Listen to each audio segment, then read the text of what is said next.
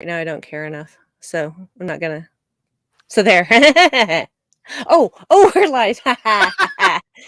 Good thing it wasn't Sorry. swearing right then. I timed it well. You're so good. You're so good to me, Dan. Thank you.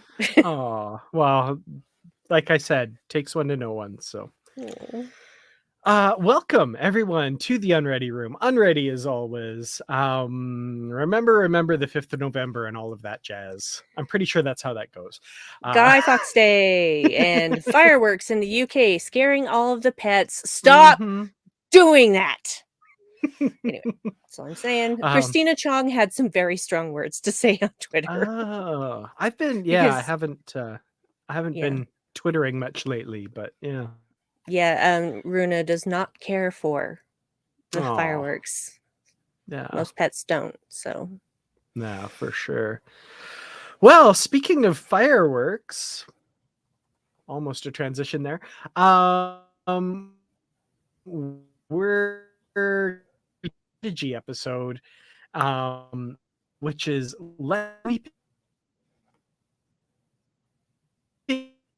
Sleeping Borg Lie. It's released properly.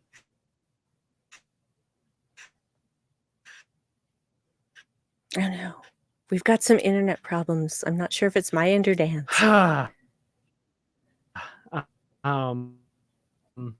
Maybe Dan's. Yeah, on the Crave app in Canada, the episode title, it says it's Let Sleeping Borgs. Folks in the comments.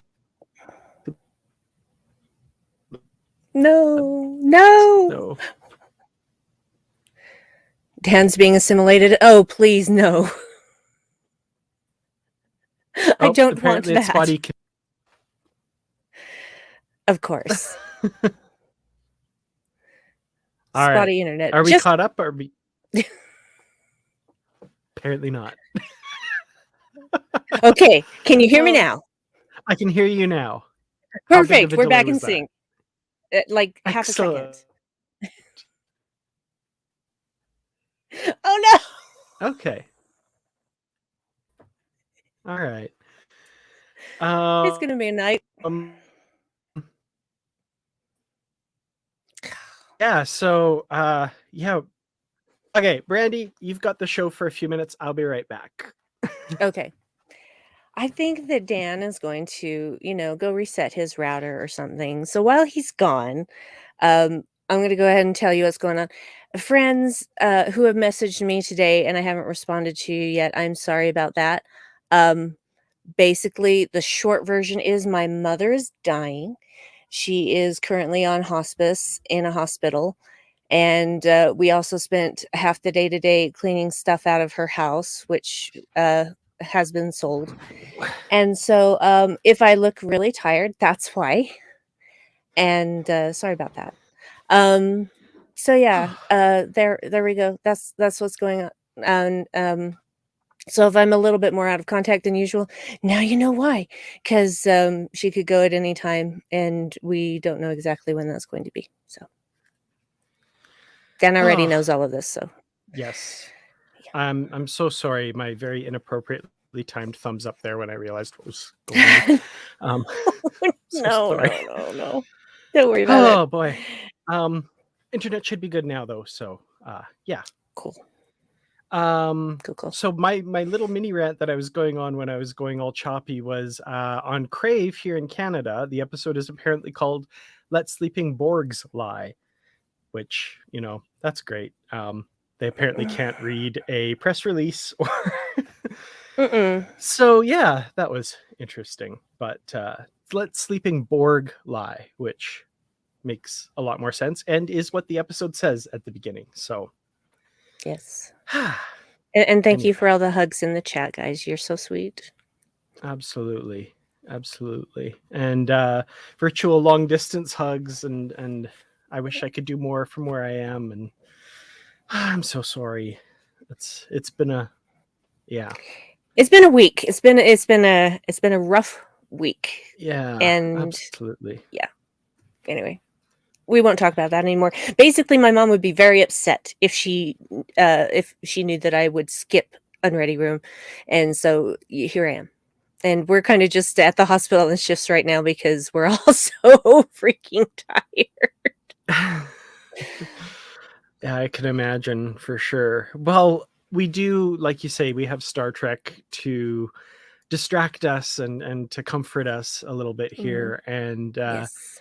this episode is definitely an interesting one. I haven't really been online much in the last few days, so I'm really curious what the kind of general consensus is, because I have no real feeling for what it is, other than I've been following the thread on the Positively Trek discussion group, Mm. which, there's just like 2 or 3 comments kind of thing. So I'm really not sure what kind of the general feelings about this episode are, but uh, I'll go out on a limb and say I really enjoyed it. I thought there's some really interesting things here to kind of pick apart. So Same. One thing I will say is that apparently, and see, I don't see this part of Twitter because, you know, I don't follow jerkwads. Apparently, a lot of people were complaining about Janeway drinking tea, like Admiral Janeway drinking tea, and I'm like, would you please maybe just wait for context before you run your mhm, freaking mouths?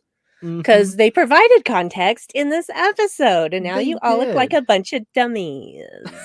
Well, even before that too, like if you Mm, watch the final episode, Endgame, right? When Admiral Janeway comes on board, she's not drinking coffee. And like there's that scene, like, I don't know why I ever gave this up. And, mhm. you know, things change, things have happened, and it's an actual, yeah, like you said, it's called out here. She says doctor's orders, I guess. So she's been too highly caffeinated, possibly. Well, when you're in the Delta Quadrant, I get that, but she's not in the Mhm. Delta well, actually, she is in the Delta Quadrant again, so, Yep. you know, that react. Absolutely. Well, yeah. So this episode starts with we had last week Gwyn remembering everything. She tells Zero, "I remember everything," and they've recreated this moment from the first half of season 1 on the holodeck, where the diviner is informing Gwyn about this weapon, and they search for it, and eventually actually I really liked that back and forth between when Janeway is like, I have, if there was a weapon aboard this ship, I would know about it. And Jankum, Mm, as annoying as he sometimes gets, had a really good point where he's mm. like, "Oh, like you knew our ship had a protostar? Oh yeah." Janeway's like, "Well, touche." That was good. I like that. Me too, I love the Janeway hologram. I just adore her, and Jacob had a lot of really good lines this episode. He did, yeah. No way Jankum flies in a box. That was my favorite lines. So good. Oh, Mm, yeah. yeah, Jason Mantzoukas is just, he's He so good. he's so great. He's so great every time he's on anything. I don't care if he's doing voice acting, I don't care if it's live action, it's like, "Oh, Jason Mantzoukas, I'm watching/listening to that." Mhm. There's no contest. I will watch anything he's in. Yeah, absolutely. Speaking of hologram Janeway, actually, this was something I wanted to bring up. I love just the very subtle difference in their facial features between real Janeway and hologram Janeway. Mhm. How, the current Admiral Janeway just looks like a little bit older, but not like caricaturely so, like they would sometimes do. She's just, Yeah. they it's so subtle and so well done. I really love that you can immediately tell, not just from hairstyle, but just like immediately tell by looking at the face which one is which. I think that's really cool. Mhm. Yeah, it's very well done. Very, very Mhm. well done. So, but, it's just I'm so glad to just still so glad just to have Janeway back, so Yeah. and they're doing right by her. They're doing right by her, and I really I appreciate think that. so. Yeah, absolutely. Wow, Patrick with a theory from some hardcore JCers that I had not heard. Interesting. I hadn't heard that one. I like that. Sorry. I'm fine with it. Maybe that's why she's really so desperate to find Chakotay. It's like, I need my baby daddy. That makes sense. So yeah, they find this weapon. They find it below decks in this kind of sub deck underneath the bridge, and appropriately creepy. I really, Creepy AF, man. yeah, that red glow and how it evades them and all that sort of stuff. Things you can like really do well in animation. I think this looks really, yeah, creepy and otherworldly and really advanced and stuff. I really like that. Oh well. Dismiss the comment there. We're not talking about that anymore. But yeah, that bizarre weapon and how invulnerable it seems to whatever they do. Really creepy. Very, very, very creepy. My husband is saying reminded me a bit of Event Horizon. I don't know who's seen Event Horizon, but there is a ship drive in that movie that is so creepy. It's not red, but yeah, it's like all kind of like gothic or not gothic, but like Lovecraftian almost or something, eh? Yeah. yes, it's just and the room that it's in, it's got all these spiky bits coming out of it, and I'm like, Yeah. well, someone's gonna die that way. Because I know this is a horror movie. I actually really enjoyed that movie. It scared the crap out of me the first time I saw it, but I wasn't desensitized enough for horror movies to really, But now I would love to be freaked out by that movie, and it's got Jason Isaacs in it, so win. Gotta win Absolutely. there. But Yeah. yeah. So I think the Gravity Drive, I think is what it was called. Sam Neill was in it too. Yeah. In playing a Nice. baddie. Woo. Oh yeah. He can be freaky. Sam Neill got the freaky baby. Okay, sorry, enough about Horizon. But thanks, Dave, for No, reminding me of that. no, it's all good. But yeah, so their investigation of this thing is interrupted by a proximity alarm. There's a ship nearby, and hologram Janeway informs them that it is a Borg cube and they must leave immediately. And she tells them about how they'll absorb you into their collective and all this sort of stuff. And this is the first moment where I'm like, y'all got to listen to hologram Janeway here. You can't be going on the Borg ship. But I do have to say, Wellington actually in the Positively Trek discussion group had a really interesting take on this scene. And they said, so when Janeway tried to explain how dangerous the Borg are and the crew was nonplussed, it reminded me of Guinan warning Picard and the crew and how they were not concerned back in Q Who. Only then did I think, yeah, if someone told me that these are the most dangerous people ever, I'd be like, that's interesting. Let's investigate. So props to Prodigy for making me see why Picard's response was totes understandable. And Wellington, thank you for using nonplussed in the proper way. Yes. People use it now to mean the opposite, and that's not how nonplussed works. So thank you. It warms my heart. There's still people left that know the right meaning of the words. Sorry. But yeah, I thought that was interesting. I hadn't thought of that perspective, and I was like, oh, that mirrors it interestingly. And yeah, like we know about the Borg. We know how dangerous they are. We've seen them encounter our crews and all that kind of stuff. But yeah, if you just tell somebody like, oh, hey, these are the whatever, they're probably going to be really curious and really like, let's check them out kind of thing. So it was plausible to me that was their response, and especially since they think that they might provide a solution to this weapon as well. Yeah, I totally got that. I mean, I'm the person going, no, listen to Janeway. But, again, they're kids, for one thing. Willful kids. But secondly, you can't give the kind of context about the Borg that you need to without them experiencing the Borg. Yeah. So now they've experienced the Borg. But I was just like, yeah, well, of course, if they if they want their goal is to get this ship back to Starfleet and, apologize for stealing it. Hey, guys, you didn't, okay? That was Daddy. And it's you liberated the ship is what you did.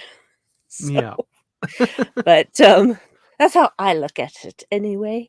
But yeah, their main goal is to get that thing off the ship. And so yeah, I can totally understand where they're like, yeah, okay, but this could be our only chance to figure out how to get rid of this thing. Yeah. Meanwhile, Nikki and I are watching it going, you're going to give it to the Borg. I know. I was just like, that's exactly what I was thinking too. It was like, oh no, they're going to try and assimilate the protostars. Yeah. But obviously they wouldn't. Yeah. So yeah, they enter the belly of the beast. They fly right into the Borg cube and on this, nice landing platform and disembark. And I noticed like every time they go on their away missions, they get dressed up in their cadet uniforms. I really like that. I think that's it gives it a nice, because when they're wearing their regular costumes on the ship, it feels like it's a nice homey feeling. But then they're going out into danger, so they have to don their Starfleet regalia. I really like that. I think that's a nice touch. I do too. Well, I mean, you want to put on your best face when dealing with the most dangerous species. Absolutely. Just don't be disrespectful. You don't want to. Well, she did tell them that it was dormant, so that was good. But still, yeah.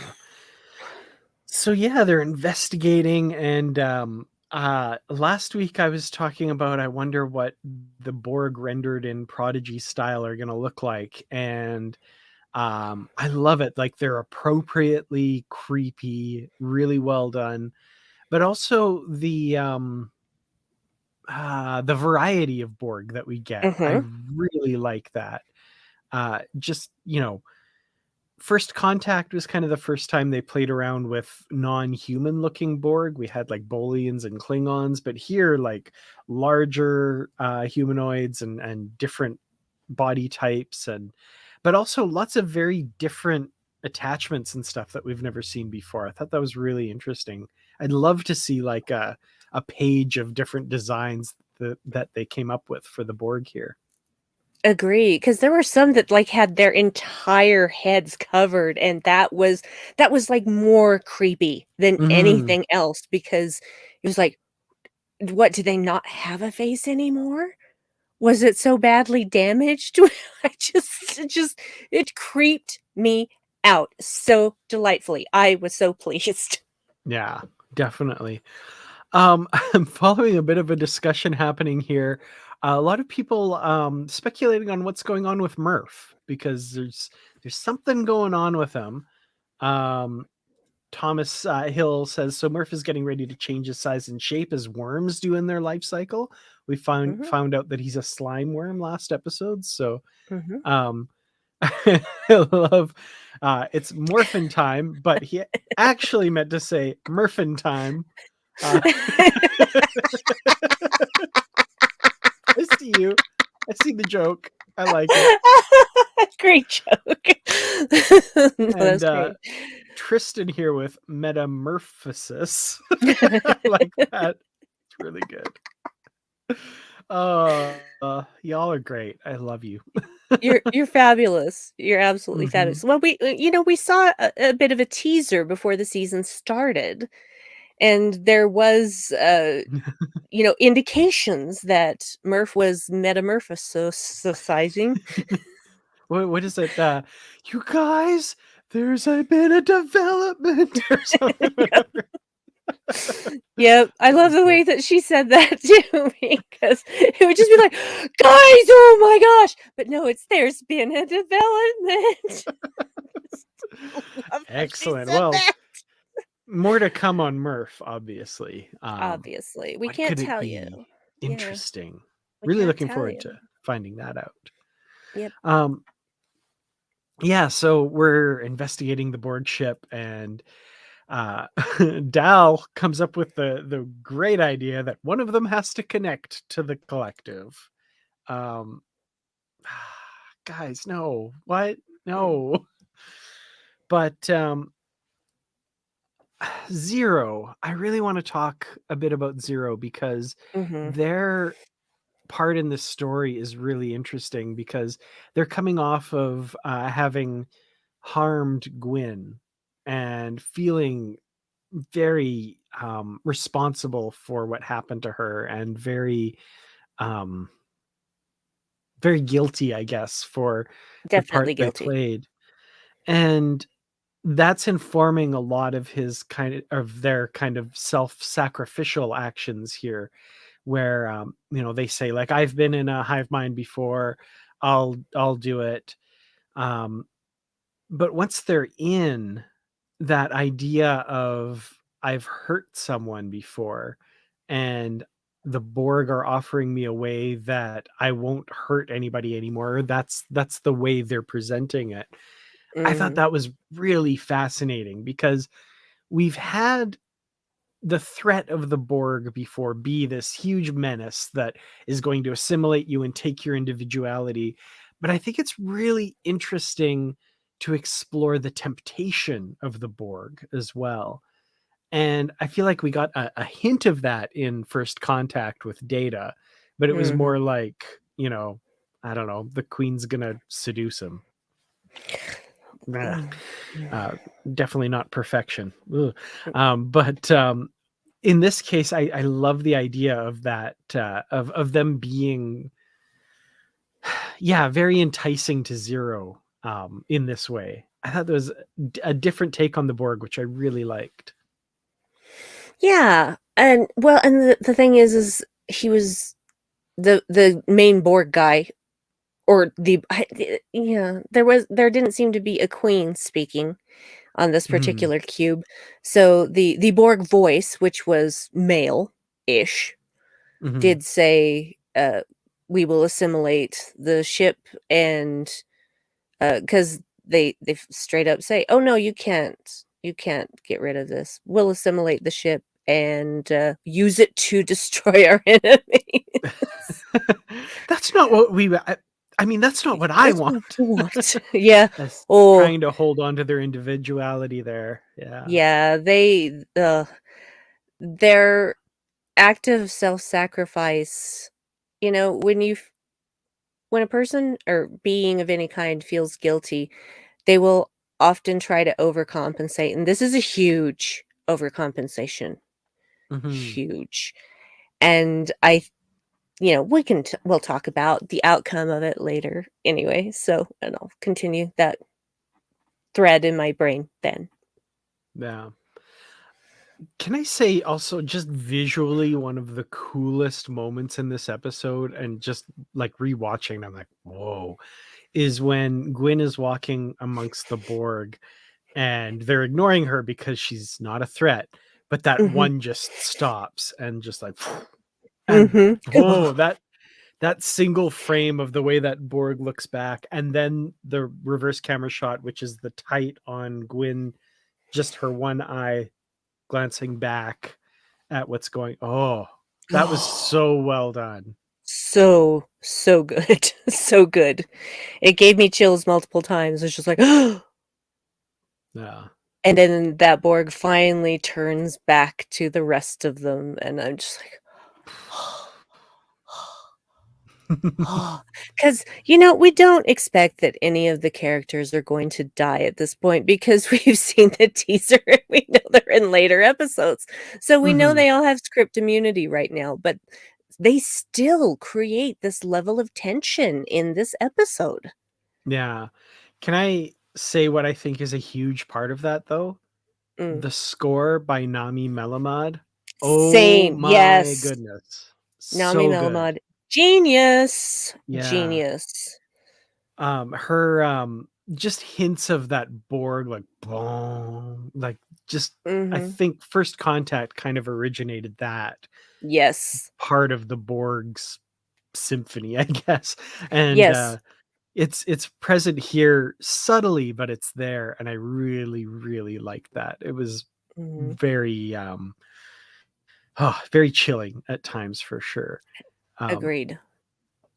And DJ Kitty Cat, I thank you for mentioning that, because I love that they say the cube is disabled by a neurolytic pathogen, and that's what Admiral Janeway had introduced in Endgame, the Voyager finale. That was a really nice little bit of continuity.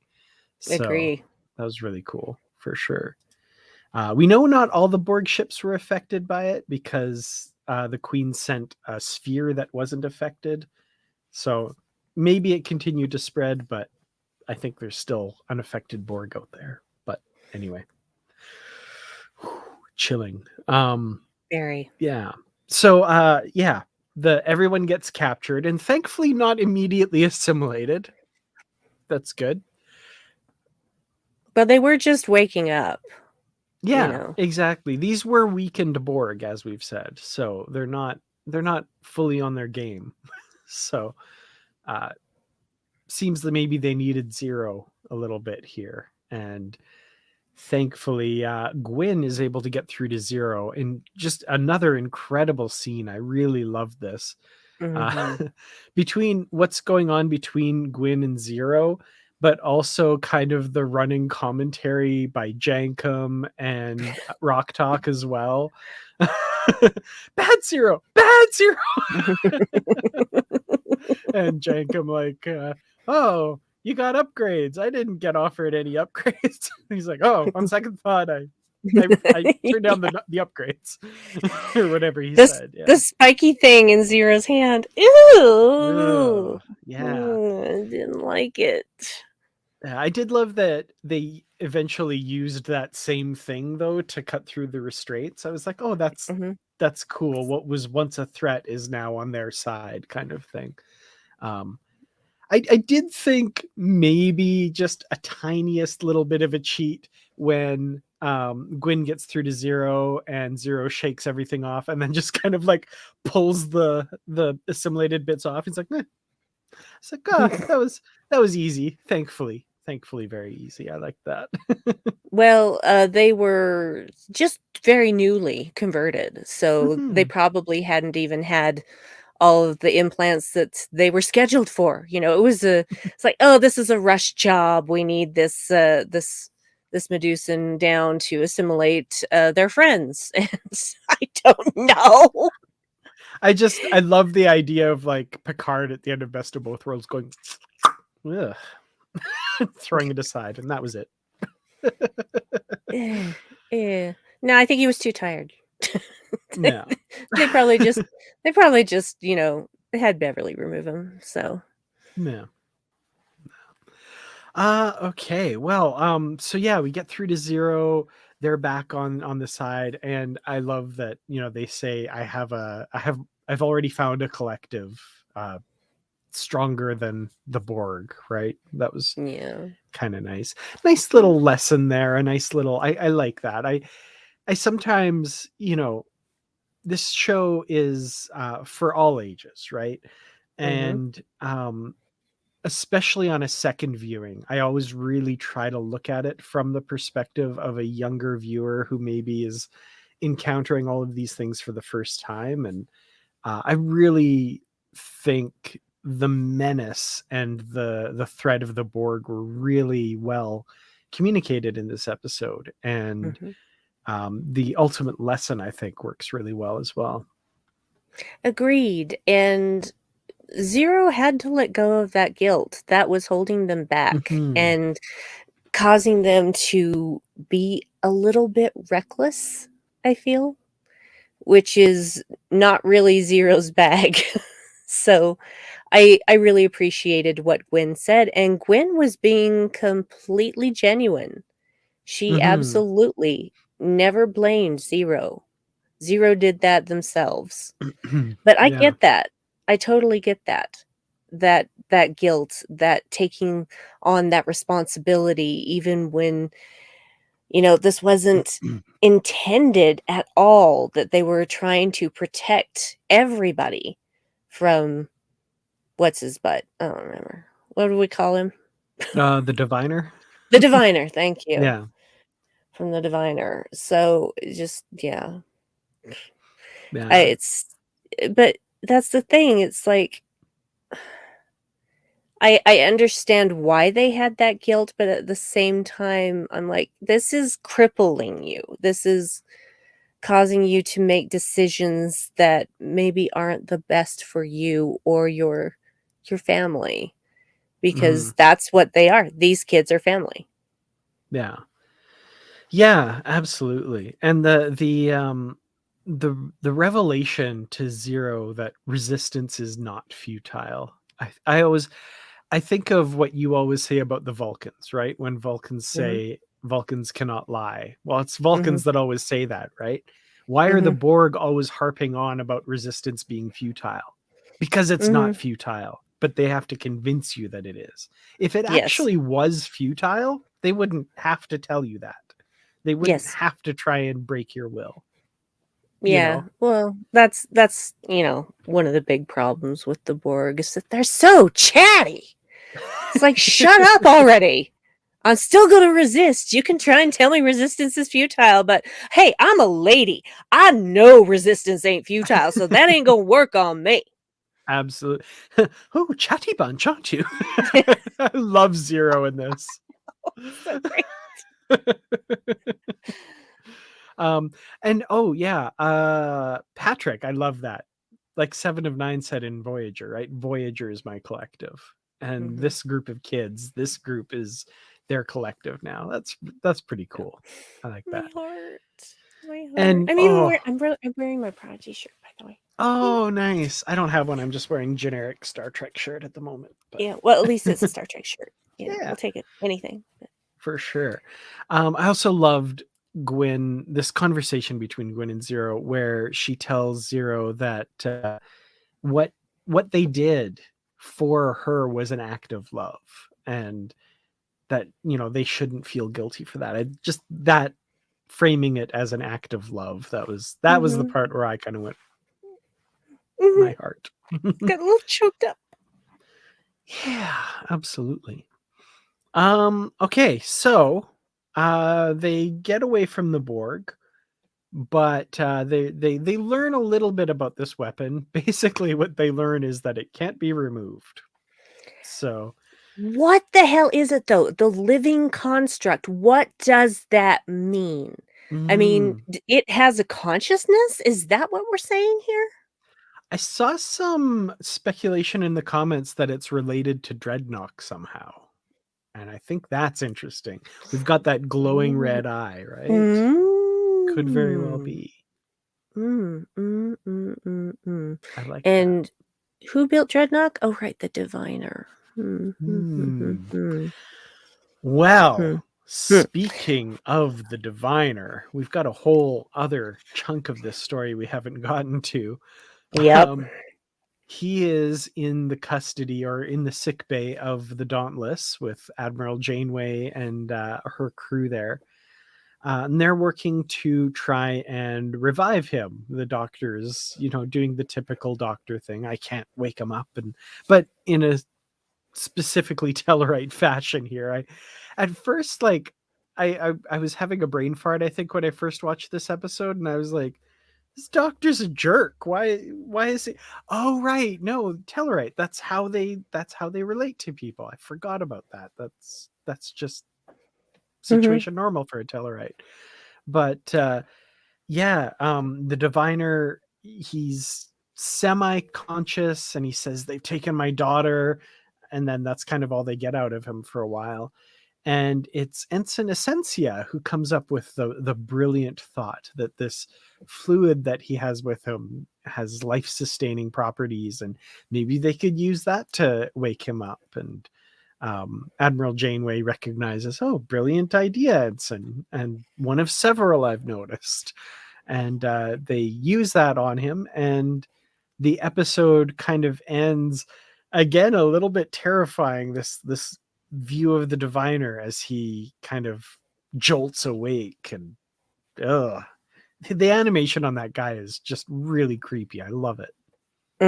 It's fantastic. I really didn't appreciate the doctor basically saying to Essentia, "Oh, yeah, well, you keep doing stuff like that, and soon we'll be taking orders from you."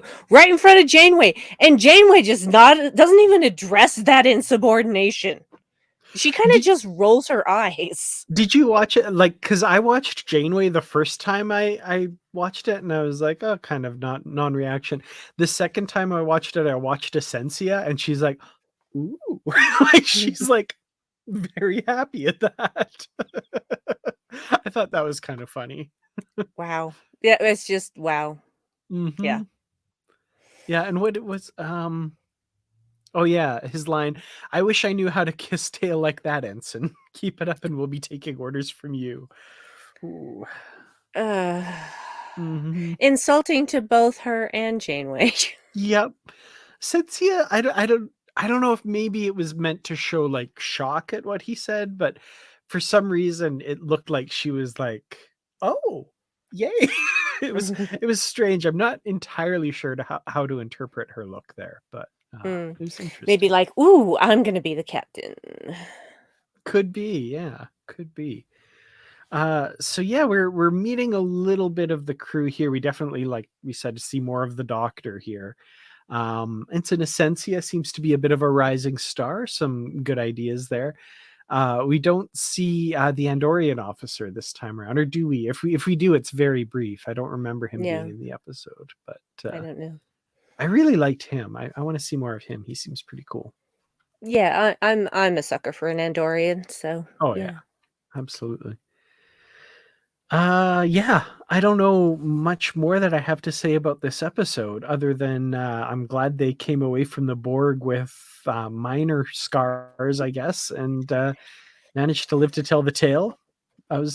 Hologram Janeway seemed pretty impressed by that. That's pretty cool. But we've got an awake diviner, I guess, now. So we'll see what that brings next episode. So my question is, what did Zero do to knock out all the Borg? Was it an EMP? Yeah, I'm not sure about that. I don't know what that was, because if it was an EMP, that would have affected the entire Borg ship, but it seemed to only affect the Borg themselves. So what did they do? I want to know. I felt like it was. I wondered if it had something to do with his nature of driving people who see his true form mad or something like that, because the colors were kind of his like body colors. So because the first time I watched it, I don't know why, but it didn't really register on me. But the second time I was doing the same thing. I was like, wait, what did they do? What was that? And that's the only thing I could think of, because they do mention when they're in the vinculum that does my true form doesn't harm you. It's been known to harm others, and the Borg say, here in the vinculum you can't harm us. But when they're out in the real world, maybe, or something like that, maybe they were able to use that ability, and the Borg just kind of shut down when their drones get crazy or something. I don't know. I don't know. I'm just curious. There wasn't a clear answer to that for me. So it's all just speculation. Yeah, that was my one moment. Yeah. So, final thoughts about Let Sleeping Borg Lie, which is very good advice, by the way, and also a rating for the episode. And that goes, of course, to our fine folks in the chat as well. Right. I really enjoyed this episode. I appreciated that they didn't drag out the whole Gwen remembering thing, and that there was resolution to that entire situation. I really love all of the characters, and I'm glad we got to see more character development for Zero, because we haven't seen a ton with them. But then they are Medusans, so I don't know how much Medusans change and grow. But I thought the Borg were fantastically creepy, and I loved seeing all of the different Cineborg. Nice little Hellraiser action there.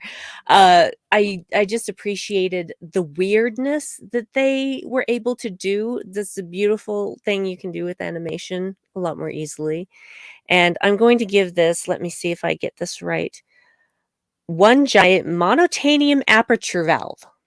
Oh, those are very impressive to Jank and Pog. So very cool. I know. That's excellent. Since he had so many great lines just this episode. Absolutely, yeah. I really enjoyed this one as well. I thought the Borg were rendered so well here. Really creepy, absolutely. And just putting our kids in this show up against, something that is such a huge antagonist in the Star Trek universe. I was kind of worried that it would be they'd overcome them too easily, and some could argue that that maybe is the case, but I do like that they use elements of Voyager to say why these Borg are in a weakened state and kind of explain it a bit that way. And like you say, the character development for Zero, I think, is a huge part of this episode, and I really, really appreciated that. So, Yes.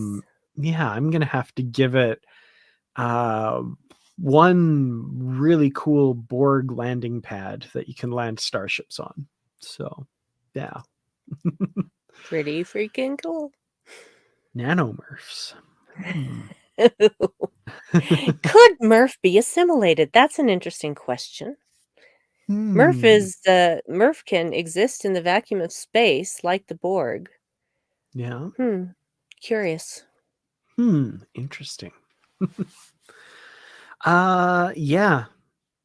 I'm not sure what else to say about this episode. Like I said, really enjoyed it. So, Brandi, any last words? Anything you want to say? Any places people can follow you online? That sort of thing. Yeah, I'm still on Twitter, because guess what? The last guy who owned Twitter was also a horrible rich person. So far, not a whole lot of change. First thing I did, block Elon Musk.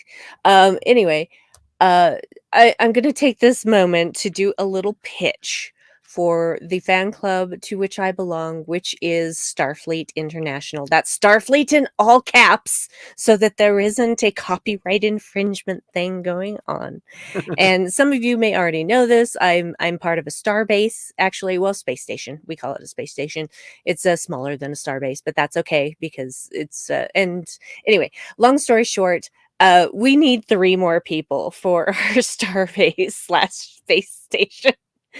And because we have to have a total of 10 crew members for our chapter. They call them chapters in the real world, but it's a ship or a station or what have you. And we lost 3 people over the last few months due to different circumstances, life circumstances in most cases. And so I will give you the caveat that it is going to cost you $5 whole a year to be part of this fan group. I know I'm asking a lot, but should anybody be interested in becoming part of the Starfleet fan group, hit me up on Twitter at Brandywine12, or you can go to the website, which is SFI, as in Starfleet International .org, and you can poke around and see what's what over at Space Station R13, which is a space station that I chose the design for and I oversaw the building of, etc. So it's really close to my heart. And we're trying to become a fully fledged chapter so that people will leave us alone and let us do our thing. So you can hop on over there, and if you do decide that you want to join, please look for Space Station R13 as the place that you would like to be posted. If you have any questions for me, let me know. We have a really good time. I haven't been able to participate as much lately because of life events that have been going on. Well, basically, this whole situation with my mother has been going on for some time, and it's just now coming to its unfortunately natural conclusion. So it's really fun, and the chapter I belong to is actually a Canadian one, so you don't have to necessarily be in that area geographically in order to join our little space station, should you feel guilted into it by me. Thank you for your time. Excellent. And yeah, we have some testimonials here. So Yeah. There you go. Yeah. Yeah. Very cool. I fell in with a really great group of people, and I adore them all. In fact, they've all been sending me e-cards during this whole situation with my mom being in her last days, and it's just made me cry with happiness that so many people are just like, no, we're Starfleet, we're stronger together, and that just, it's how it should be. Yeah, for sure. Well, yeah, so check that out. Go do that. That would be very cool. And as for me, you can follow me on Twitter. I'm at Kertrats. That's KERTRATS. As you know, of course, youtube.com/Kertrats Productions, and the Positively Trek discussion group on Facebook, and of course, the Positively Trek podcast, where you can get it wherever you get podcasts, or you can listen to it here on YouTube if you like. So, yeah. Thank you all so much for late review, late rating. Donnie Pearson, late thank rating. Thank you. Yes. Unfutile resistance. Absolutely. Mm-hmm. So yeah, we'll be I got it. It's there. But yeah, we'll be back next week to talk about the next episode, which is called All the World's a Stage. I think that's going to be a very interesting discussion. That's all I'm going to say about that. And have a great night, everyone. And we'll see you then. Goodbye. And resistance is not